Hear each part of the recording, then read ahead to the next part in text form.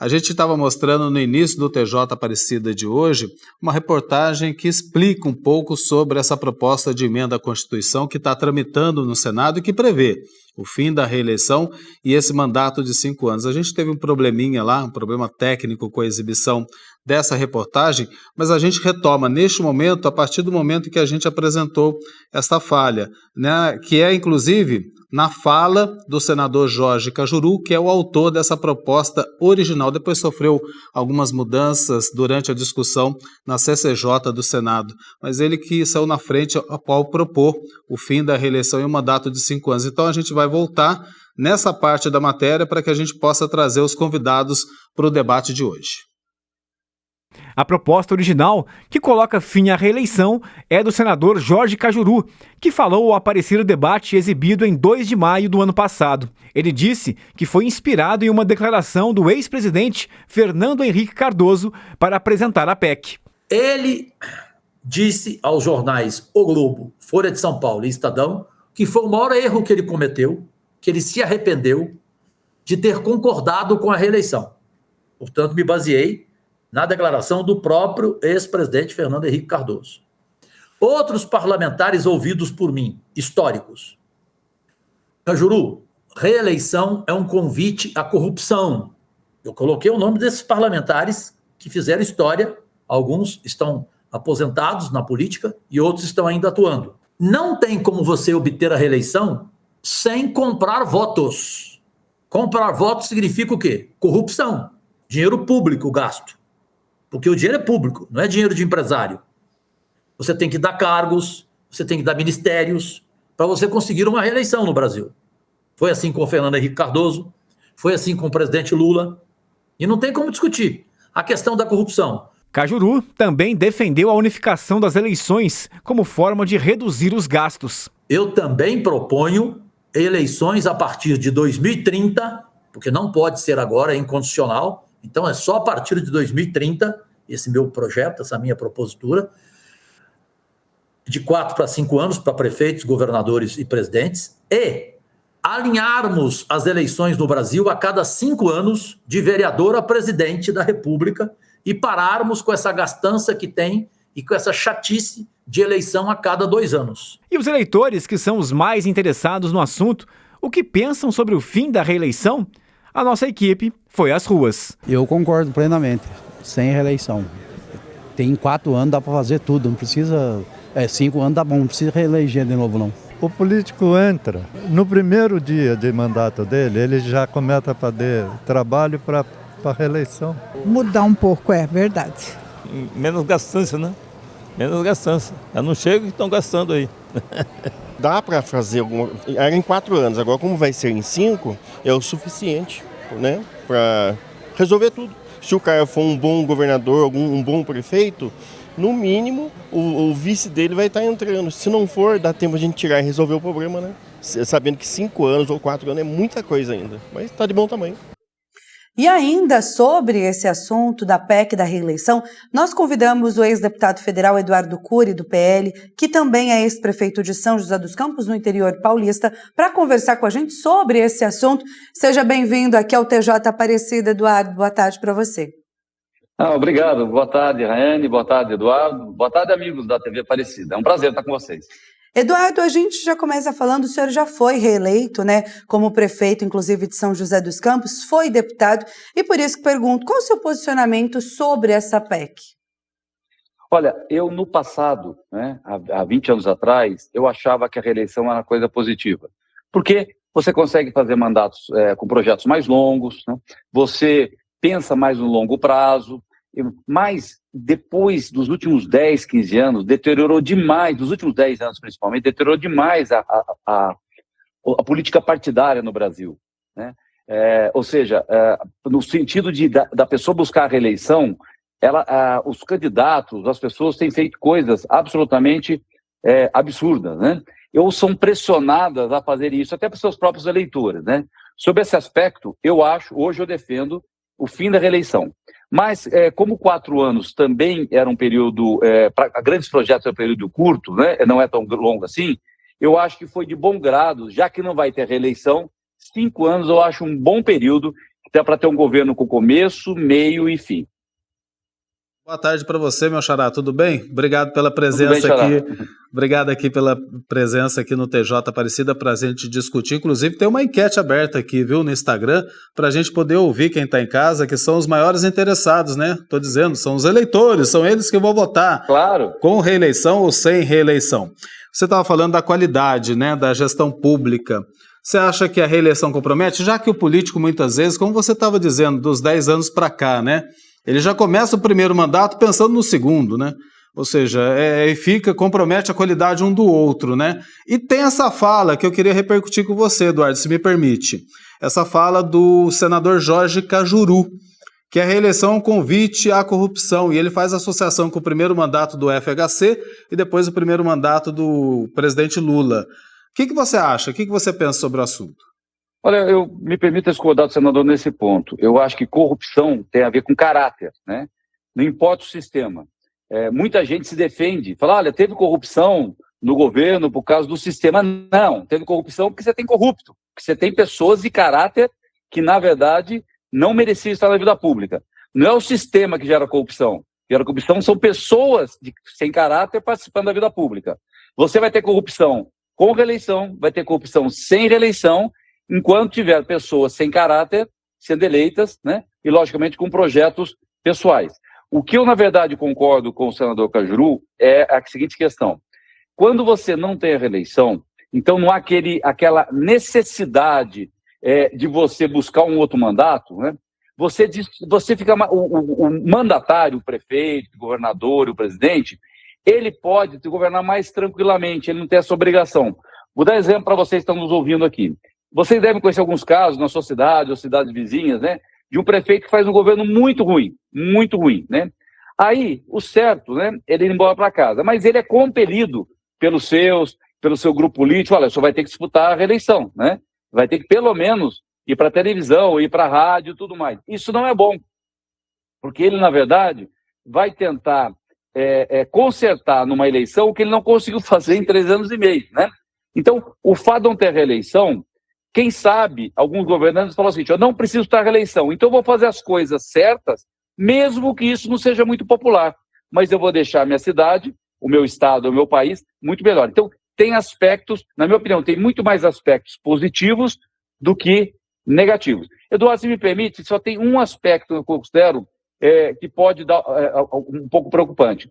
É o fato de a gente eleger pessoas que não tenham visão de estadista, né, que fale o seguinte, olha, às vezes você vai fazer um projeto de longo prazo, você vai contratar um financiamento, fazer um anel viário na sua cidade, ou um presidente, um governador construir um porto. Isso são coisas que, entre você fazer o projeto, contratar o financiamento, pegar todas as licenças ambientais e inaugurar, são mais de 4 ou 5 anos, às vezes são 8 anos, tá? Então, nós vamos precisar aí de governantes que tenham visão de longo prazo e que falem o seguinte, ó, mesmo que não seja eu que vai inaugurar, isso é uma coisa boa para o país, ou boa para o meu estado, ou boa para a minha cidade, e eu vou fazer esse planejamento. Porque senão ele vai fazer o seguinte, governantes de visão curta ou pessoas medíocres vão falar o seguinte, por que eu vou gastar dinheiro fazendo um projeto? Porque gasta dinheiro fazendo um projeto.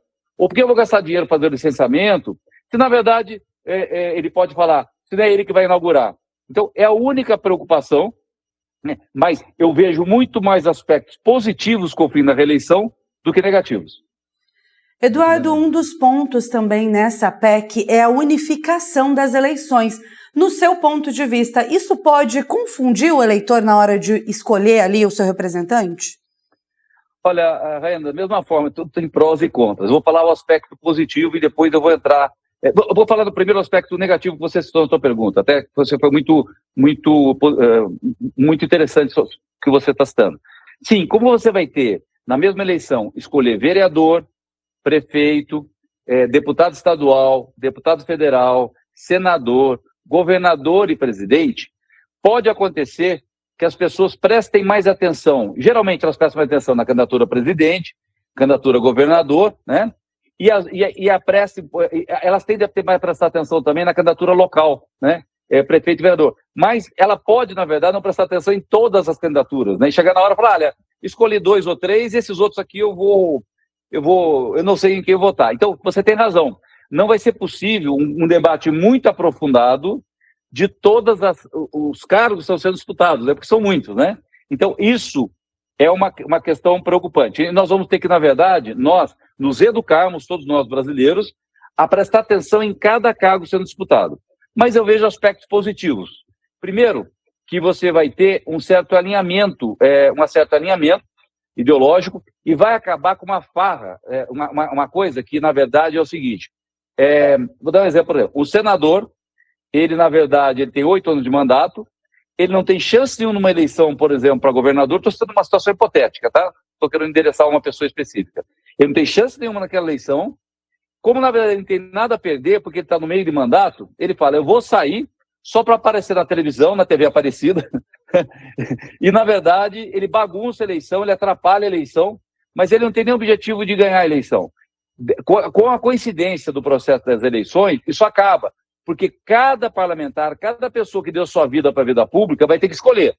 Ou eu sou candidato a vereador, ou sou candidato a prefeito, ou a deputado, né? E não tem garantia nenhuma. Se eu perder a eleição, eu volto para casa. Então, isso é muito importante, porque como na vida de qualquer pessoa em casa, tu tem que ter risco, né? Você não pode sair para uma eleição com tudo garantido. O cara, se ganhar, ganha um cargo, se não ganhar, ele fica com o mesmo cargo. Isso está errado. Então, a coincidência vai favorecer, na minha opinião, a renovação política. Por quê? Pessoas que, na verdade, estão só para ocupar o tempo do partido, muitas pessoas saem candidatos só para não deixar o outro ser. Fala assim, não vai criar uma liderança nova no meu estado, não. Aí é o seguinte, você só vai sair se você tiver chance, senão você perde a chance no outro cargo menor, porventura, que você pudesse disputar prefeito, governador, vereador, prefeito. Então, eu vejo como positivo que, na minha opinião, além da reeleição, da não reeleição permitir um maior número de pessoas você vai precisar para a vida pública, a coincidência também das eleições vai fazer com que as pessoas só sejam candidatos que realmente tiverem propósito de vencer a eleição. É aquele tal negócio, né? O político não vai mais poder usar a eleição como trampolim ou como teste por uma eleição futura, né? Isso é muito bom, inclusive, para a democracia. Eduardo, meu xará, eu quero agradecer muito a sua participação, ter dedicado esse tempo durante a tarde, tomar o seu cafezinho junto com a gente aqui no TJ Aparecida. Seja sempre bem-vindo, viu? Obrigado, Eduardo. Obrigado, Rayane. Para mim é um grande privilégio participar aqui da TV Aparecida. Muito obrigado, obrigada, um abraço para você. A gente continua, né, com essa discussão aqui sobre esse tema principal e como a gente já falou lá no início do TJ, o destaque é essa proposta que pode mexer. A gente reparou aí pela entrevista do Eduardo Cury e vai mexer com certeza se for aprovado com o jogo político aqui no Brasil, a PEC da reeleição. Para a gente manter esse debate, agora a gente recebe aqui o advogado Melilo Diniz, que também é professor, doutor em sistemas de controle da corrupção. Melilo, boa tarde para você, meu querido. Bom te rever aqui no TJ Aparecida. Eu não sei se você estava ouvindo a entrevista do ex-deputado, ex-prefeito, que já foi reeleito, inclusive, em São José dos Campos. Gostaria de saber a sua opinião também, porque tem dois aspectos aí, né? A PEC que acaba com a reeleição e a mesma PEC que unifica as eleições, ou seja, todas as eleições numa só. Boa tarde para você. Boa tarde, Eduardo. Boa tarde para todos da TV Aparecida, para você também, Rayane, e aqueles que nos acompanham. Primeiro, eu quero festejar e celebrar a mudança de horário e de formato do TJ Aparecida, mas com a qualidade de sempre. É uma alegria sempre visitar vocês aqui. O segundo aspecto é no centro do debate sobre esse tema da reeleição. E eu creio que nós estamos diante de mais um daqueles fenômenos da política brasileira, que é exatamente o fenômeno. Eu acompanhei a entrevista do ex-deputado Eduardo, que colocou alguns aspectos positivos e negativos. Eu queria colocar um grande problema, que é esta reforma da política, como outras que estão acontecendo, reforma do Código Eleitoral, pautada, inclusive, amanhã cedo, na Comissão de Constituição e Justiça do Senado Federal, e que tem sido feita uma série de modificações sem nenhum debate maior, exceto pela competente TV Aparecida e alguns outros meios de comunicação. Grande parte da população está afastada desse debate, uma decisão que modifica a vida de todos nós. Melilo, pois é, uma proposta que vai mudar, né, a nossa vida como eleitor, como cidadão brasileiro. E essa proposta, ela tem um amplo apoio entre os senadores e pouco debate na Câmara. Mas por que ela pode ser considerada complexa, Melilo? Ela é complexa porque traz consigo um sem número de questões. Primeiro, ela modifica a reeleição para alguns, especialmente para aqueles que estão no Poder Executivo, presidente da República, governador e prefeito. Não modifica para toda a classe política. Por exemplo, por que não é proibida a reeleição para deputados e senadores, parlamentares, como deputados estaduais e vereadores? Depois, ela é complexa porque ela é feita a partir de uma tentativa de unificação de todas as eleições e, além disso, de alteração dos mandatos, especialmente no caso dos senadores. De todo modo, esta proposta ela também é complexa porque ela é feita ao arrepio do debate mais amplo. Por exemplo, por que não deveria ser levado isso para um referendo, para um plebiscito, que são formas muito mais transparentes e participativas de fazer a mudança legislativa? Porque, na verdade, o Senado Federal encontrou um jeito de mudar a política brasileira dessa maneira pouco transparente. A gente já falou aqui, inclusive, Melilo, que passou no primeiro teste, né? Comissão de Constituição e Justiça, que é a CCJ do Senado, que apura se a proposta é ou não é constitucional e pode seguir adiante. Agora vai para o plenário, é o verdadeiro teste, né? Precisa de 49 votos dos 81 senadores para ser aprovado em 2 turnos, né? E não é um teste tão fácil assim. Você acredita que vai passar também na Câmara dos Deputados, apesar da falta desse debate com a sociedade, com o eleitor? Eu creio que há um consenso no Congresso Nacional, um pouco mais nesse caso da reeleição no Senado, desta profunda reforma política, como eu tenho chamado. O Código Eleitoral, que ao lado da proposta de fim da reeleição traz consigo uma série de modificações, foi aprovado integralmente na Câmara, agora está à beira de ser aprovado também na CCJ do Senado. O que eu tenho de impressão muito forte?